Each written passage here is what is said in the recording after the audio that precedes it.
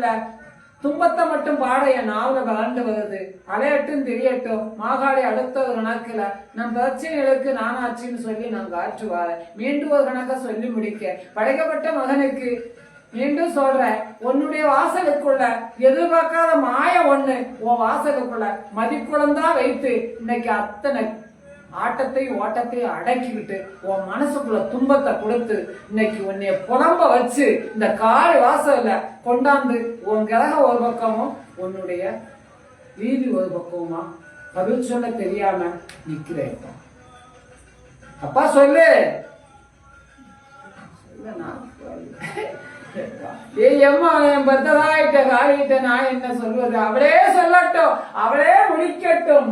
எழுதி எடுத்த பாடிய பத்தகாளி அம்மாளே நமக்கு விடுதலை போட்டு கொடுக்கட்டும்.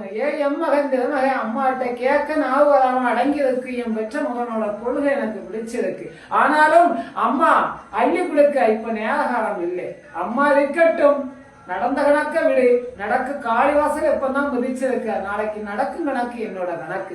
எந்த மக்களுக்கும் துன்பம் துயரம் இல்லாம நான் காற்றுவார.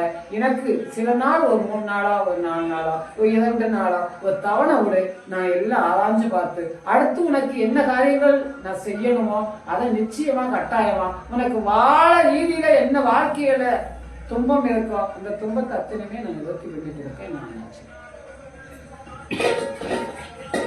மக்களால உனக்கு கஷ்டம் கிடையாது. பிள்ளைகளால நீ ஏறிப்பத அளவுக்கு ஆண் பிறந்த மக்க பெண் பிறந்த மக்க ஜீவங்கள் அப்படி சொல்லி ஜீவனை வச்சு உனக்கு இல்லை. உனக்கு விடப்பட்ட ஒரு பிரச்சனைகளும் சுஷம் பிடிக்கப்பட்ட ஈபத்தோட பிரச்சனைகளும் கோட்டைக்குள்ள உச்சியில பிடிச்சு பதம் குறைச்சு காலிவாசல் ஒண்ணாந்து விட்டு இருக்கு. கணக்குல உன் ஒரு